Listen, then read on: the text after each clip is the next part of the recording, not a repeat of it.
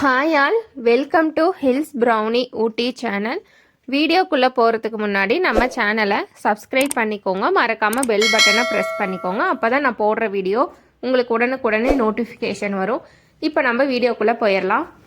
இன்றைக்கி பார்த்தீங்கன்னா நான் ரேசன் அரிசியில் தான் நான் வந்து இட்லிக்கும் தோசைக்கும் நான் வந்து மாவு ஆட்ட போகிறேன். ஸோ நீங்கள் இந்த மாவு நீங்கள் இட்லிக்கு ஆட்டினீங்கனாலும் சரி, தோசைக்கு ஆட்டினீங்கனாலும் சரி, உங்களுக்கு இட்லியும் அவ்வளோ நல்லா பூ மாதிரி பஞ்சு மாதிரி இருக்கும், தோசையும் நம்மளுக்கு வந்து அவ்வளோ பஞ்சு மாதிரி இருக்கும். அதுக்கு பார்த்தீங்கன்னா ரேசன் அரிசியில் இந்த டம்ளரில் 1 டம்ளர் அரிசி வந்து நான் இப்போ போட்டுக்கிறேன். இந்த டம்ளரில் நான் வந்து ஒரு 2.5 டம்ளர் வந்து நான் வந்து அரிசி வந்து போட்டுக்கிறேன்.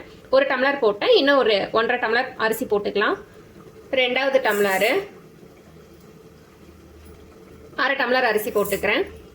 இப்போ இந்த டம்ளர்லேயே தான் நான் வந்து அரிசி வந்து 2.5 டம்ளர் அரிசி வந்து நான் போட்டிருக்கேன். நீங்கள் படியில் அளக்குறீங்க அப்படின்னா படி கணக்கு வந்து நீங்கள் வச்சுக்கோங்க.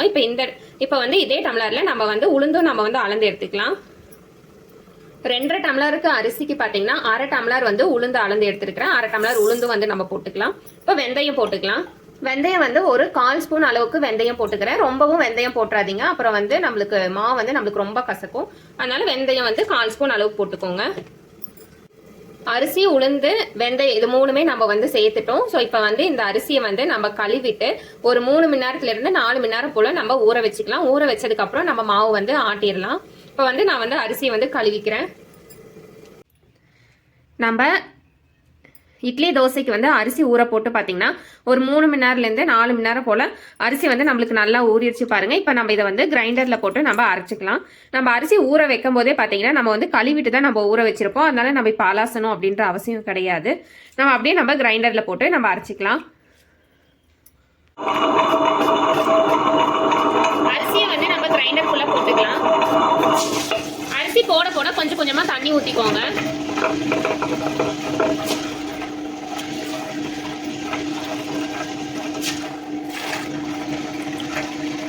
எல்லா அரிசியுமே போட்டுக்கோங்க.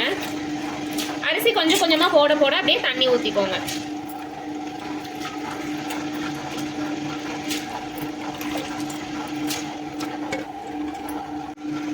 அரிசி பார்த்தீங்கன்னா எல்லா அரிசியுமே நான் இப்போ போட்டுட்டேன். தேவையான அளவுக்கு தண்ணியும் நான் வந்து ஊற்றிக்கிட்டேன்.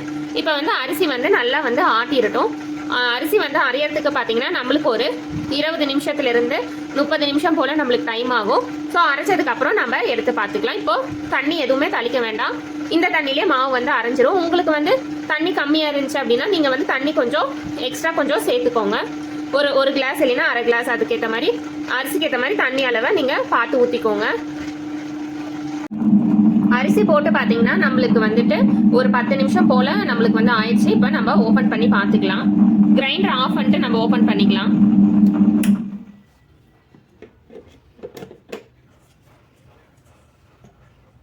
மாவு பாருங்க கொஞ்சம் வந்து குறையாக தான் இருக்குது மாவு.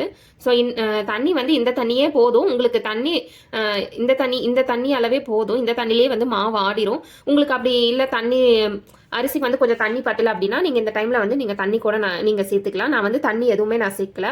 ஸோ மூடி போட்டுட்டு இன்னும் ஒரு 5 நிமிஷம் போதும். 5 நிமிஷம் ஓடினாவே நம்மளுக்கு வந்து மாவு வந்து நம்மளுக்கு ரெடி ஆயிரும்.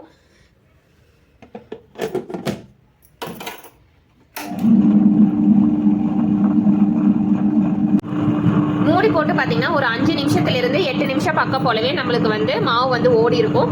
இப்போ வந்து நம்ம எடுத்து பார்த்துக்கலாம். மாவு வந்து நம்மளுக்கு அரைஞ்சிருக்கும். ஓப்பன் பண்ணி பார்த்துக்கோங்க மாவு அரைஞ்சிருக்கா என்னன்னு. ஏன்னா நம்மளுக்கு நல்லாவே அரைஞ்சிருச்சு. கொஞ்சம் வந்து லைட்டாக அரிசி வந்து குறையாக இருக்குது. ஸோ இந்த அளவுக்கு போதும். இதுக்கு மேலே வந்து நம்ம அரிசி வந்து நம்ம அரை வைக்க வேண்டாம். ஸோ நம்ம இப்போ வந்து இந்த மாவு வந்து நம்ம வந்து தோண்டி ஒரு பாத்திரத்துக்கு வந்து நம்ம மாற்றிக்கலாம். மாவு பார்த்தீங்கன்னா ஒரு பாத்திரத்தில் வந்து நம்ம வந்து தோண்டி எடுத்துட்டோம். இப்போ வந்து நம்ம உப்பு போட்டுக்கலாம். மாவுக்கு தேவையான அளவுக்கு உப்பு போட்டுக்கலாம். 1 ஸ்பூன் அளவுக்கு உப்பு போட்டுக்கிறேன். நீங்கள் கையில் கலந்து விடுறனாலும் கலந்து விடலாம், இல்லை கரண்டி வச்சு நீங்கள் கலந்து விடுறனாலும் கலந்து விடலாம். நான் வந்து இன்றைக்கி வந்து கரண்டி வச்சு நான் கலந்து விட்டுக்கிறேன்.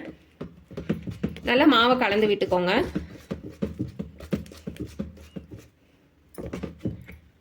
இப்போ இது ஒரு 8 மணி நேரம் போல் புளிச்சிருட்டோம். புளிச்சதுக்கப்புறம் நம்ம வந்து இட்லி வந்து நம்ம ஊற்றிக்கலாம். இட்லி ஊற்றுறனாலும் ஊற்றிக்கலாம், தோசை ஊற்றுறனாலும் நீங்கள் இந்த மாவில் ஊற்றிக்கலாம். ரெண்டுமே நீங்கள் ஊற்றுனீங்கனாலும், இட்லி ஊற்றுனீங்கனாலும் பஞ்சு போல் இருக்கும், தோசை ஊற்றுனீங்கனாலும் அப்படியே பஞ்சு போல் இருக்கும். அந்தளவுக்கு நல்லா சாஃப்டாக வரும். இந்த மாதிரி நீங்கள் வந்து மாவாட்டினீங்க அப்படின்னா அந்தளவுக்கு தோசை இட்லி எல்லாமே சாஃப்டாக வரும். இது பார்த்தீங்கன்னா நான் ரேசன் அரிசியில் தான் நான் மாவை அரைச்சிருக்கிறேன். நீங்கள் நல்ல அரிசியில் இதே மெத்தட் நீங்கள் ட்ரை பண்ணுறனாலும் நீங்கள் ட்ரை பண்ணலாம். 8 மணி நேரம் புளிச்சுருட்டோம். நம்ம 8 மணி நேரம் கழிச்சு இட்லி ஊற்றிக்கலாம். மாவு பார்த்தீங்கன்னா ஊற வச்சு 8 மணி நேரம் பக்கம் போல் ஆயிடுச்சு. பாருங்கள் நல்லா எவ்வளோ நல்லா பொங்கி வந்திருக்குன்னு பாருங்கள். 8 மணி நேரம் வந்து நம்மளுக்கு மாவு வந்து ஊறி நம்மளுக்கு நல்லாவே பொங்கி வந்துருச்சு. இந்த மாவில் வந்து நம்ம இட்லி நம்ம தோசை நம்ம ஊற்றிக்கலாம். இப்போ இட்லி தட்டில் பார்த்தீங்கன்னா நம்ம மாவு ஊற்றிக்கலாம். அதுக்கு முன்னாடி வந்து நான் இட்லி தட்டும் இட்லி துணியும் பார்த்தீங்கன்னா நான் வந்து நல்லா வாஷ் பண்ணிட்டு வந்துட்டேன். நம்ம இட்லி ஊற்றுறப்போ பார்த்தீங்கன்னா இட்லி தட்டில் மாவு ஊற்றுறப்போ நம்ம வந்து துணியை வந்து நம்ம நனைச்சிட்டு தான் நம்ம வந்து மாவு ஊற்றணும். அப்போ தான் நம்மளுக்கு வந்து மாவு வந்து நம்மளுக்கு வந்து துணியில் ஒட்டாமல் வரும். இப்போ வந்து இட்லி தட்டில் வந்து இந்த துணியை போட்டுட்டு நல்லா ஒரு கையை வச்சு நல்லா இப்படி சென்டரில் அந்த குழியில் வந்து நல்லா தட்டி விட்டுக்கோங்க. ஓரங்களில் எக்ஸ்ட்ரா இருக்கிற துணியை வந்து இப்படி க்ளோஸ் பண்ணிக்கோங்க. ஓரங்களில் இருக்கிற துணியை பார்த்தீங்கன்னா நான் வந்து நல்லா மடிச்சு விட்டேன். சென்டர்லையும் பார்த்தீங்கன்னா நல்லா ஒரு கை வச்சு இப்படி தட்டிட்டாவே நம்மளுக்கு வந்து குழி மாதிரி ஆயிரும். ஈக்குவல் ஷேப்பில் வந்துடும், ஈக்குவலாக இருக்கும் நம்மளுக்கு ஷேப்பு. இப்போ வந்து நம்ம மாவு ஊற்றிக்கலாம் இட்லி தட்டில். இந்த மாவு பார்த்தீங்கன்னா நீங்கள் இட்லி தோசைக்கு நீங்கள் பணியாரம் ஊற்றுனீங்கன்னா கூட உங்களுக்கு அவ்வளோ நல்லா சாஃப்டாக வரும். ஸோ அந்த மாதிரி ஒரு ரெசிபி தான் வந்து நம்ம சேனலில் வந்து இன்றைக்கி வந்து நம்ம வந்து போட்டிருக்கோம். உங்களுக்கு வந்து குக்கிங்கில் வந்து இன்னும் என்ன மாதிரி வீடியோஸ்லாம் வேணும் அப்படின்னு கமெண்ட்ஸில் சொன்னீங்க அப்படின்னா நான் வந்து அதுக்கேற்ற மாதிரி நான் வந்து வீடியோஸும் வந்து நான் அப்லோட் பண்ணுவேன். இட்லி தட்டில் பார்த்தீங்கன்னா நம்ம மாவு ஊற்றிட்டோம். இப்போ இட்லி பாத்திரத்தில் நம்ம வச்சிடலாம். இட்லி பாத்திரத்தில் பார்த்தீங்கன்னா நான் ஒரு 5 நிமிஷத்துக்கு முன்னாடியே தண்ணி ஊற்றி வச்சுட்டேன். தண்ணியும் பார்த்தீங்கன்னா நல்லா கொதிச்சிருச்சு. இப்போ நம்ம இட்லி தட்டை நம்ம உள்ளே வச்சுக்கலாம். மீதி இருக்கிற இட்லி தட்டிலையும் வந்து நம்ம மாவு ஊற்றிட்டோம். இப்போ வந்து நம்ம மூடி போட்டுடலாம். ஒரு 10 நிமிஷத்துலேருந்து ஒரு 12 நிமிஷம் போல் இட்லி வேகிறதுக்கு நம்மளுக்கு டைம் ஆகும். இப்போ நம்ம மூடி வச்சிடலாம். இட்லி மூடி வச்சு பார்த்தீங்கன்னா ஒரு 10 நிமிஷம் பக்கம் போல் ஆயிடுச்சு. இப்போ நம்ம ஓப்பன் பண்ணி பார்த்துக்கலாம்.